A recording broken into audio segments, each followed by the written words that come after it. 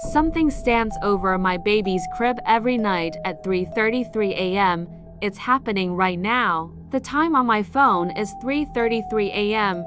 I'm staring at the baby monitor, my heart hammering against my ribs so hard I feel sick. In the corner of my son's nursery, a woman is standing there. She's tall, impossibly thin, and her head is tilted at an angle that looks broken. My 6-month-old, Tyler, is awake in his crib. He's not crying, he's giggling, his little arms reaching up toward the corner, toward her. But here's the thing. I'm standing in the hallway, peering through the cracked open nursery door. I can see the whole room. The corner is empty. There's nothing there. The woman, this terrifying, broken woman, only exists on the screen. It started a week ago. The first time I saw her, I nearly screamed the house down. It was 3:33 a.m., an odd time to wake up, but I felt this chill crawl over my skin. I checked the monitor, and there she was, a static lace silhouette in the corner. I bolted out of bed and flew into Tyler's room, flicking on the light. Nothing. The room was empty, and Tyler was fast asleep.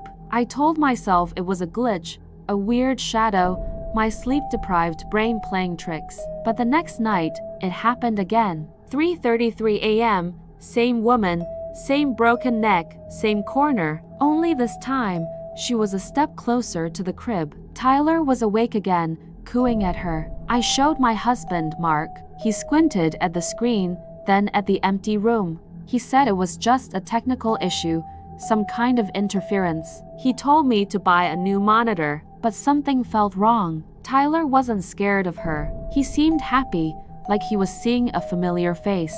Whose face? We'd only ever had family over. The third night, I was terrified. I couldn't sleep, just sat there watching the clock tick closer to 3:33. When the time came, she appeared again. Clearer this time. I could see she was wearing a simple, old-fashioned dress, and she was another foot closer to my son. I'd had enough. I ran into the nursery, unplugged the monitor from the wall, and yanked the cord out. I stood there in the dark, holding my breath, listening. Nothing but Tyler's soft breathing. I felt a wave of relief. It was just the monitor. I walked back into the living room, and my blood ran cold. She was on the TV screen, just standing there, in the static of a channel we weren't even watching. I backed away, my hand flying to my mouth. Then my phone lit up on the coffee table. Her face filled the screen.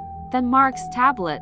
She was on every screen in the house, her head tilted, just watching. I ran back to Tyler. He was giggling again. As I lifted him from his crib, I felt it. A cold spot on his little sleep suit, right over his chest. When I turned on the hall light, I saw them. 5 tiny, ice-cold handprints, perfectly formed on the fabric. Mark finally believed me. He's an IT guy, and the first thing he did was check the monitor's data logs. What he found made no sense. Our monitor wasn't just sending a signal, it was receiving one.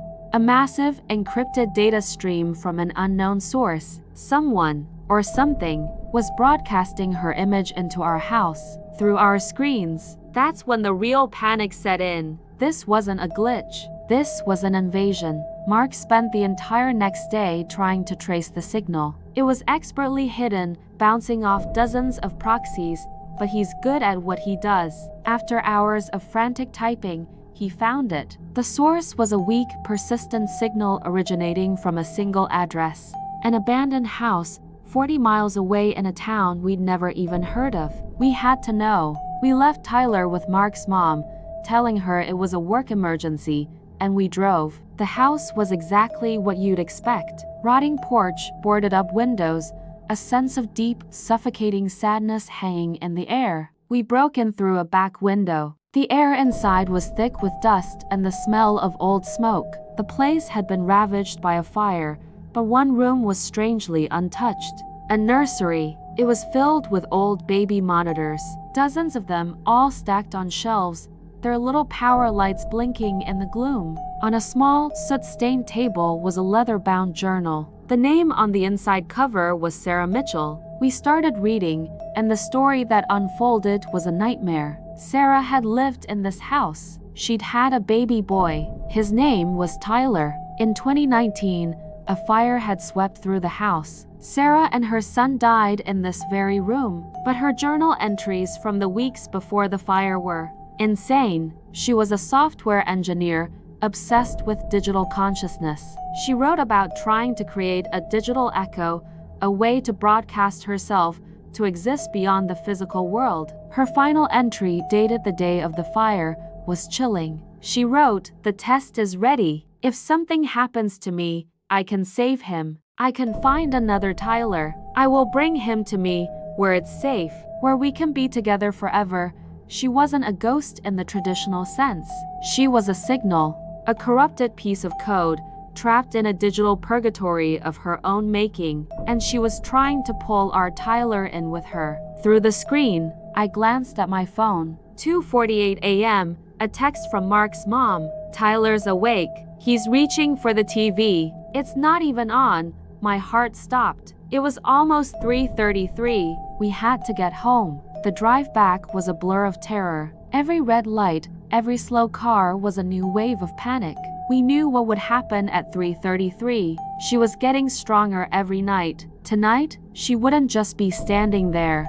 She would reach for him. We screeched into our driveway at 3:31 a.m.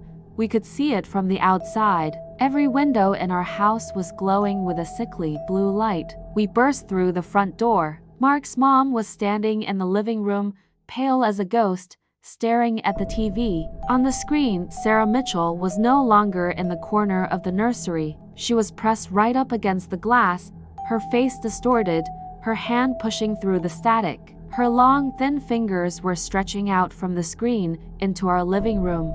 Tyler was on the floor, crawling toward her, giggling. We didn't hesitate. I grabbed Tyler and held him so tight he cried out. Mark grabbed the nearest heavy object, a lamp, and swung. The TV screen exploded in a shower of glass and sparks, but she was still there, on his tablet on the counter, her hand reaching. He smashed it. My phone on the end table.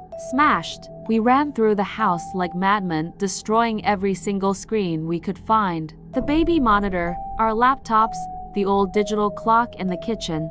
With every shatter of glass, her image flickered and weakened. Finally, with the last screen destroyed, the house fell into an eerie silence. The blue glow was gone. She was gone. We had trapped her. With no screens to travel through, she was stuck in that burned-out house, a lonely signal with nowhere to go. It's been 3 months. We moved into a new apartment, a fresh start. We have no TV, no tablets. We use old-fashioned flip phones. We felt safe. We felt free. Tyler is 9 months old now, learning to pull himself up on furniture.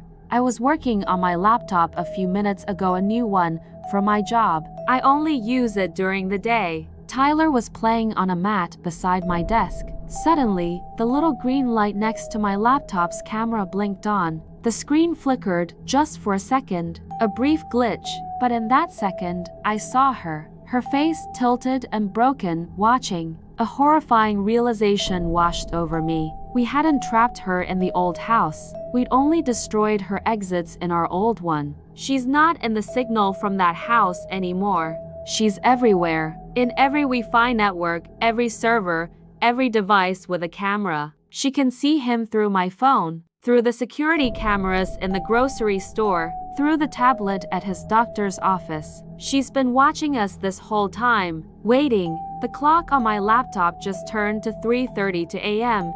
Tyler is crawling toward my phone on the floor. He's reaching for it, a happy little gurgle in his throat. And on the dark screen, a pale hand is starting to form. And this time, her hand is coming through.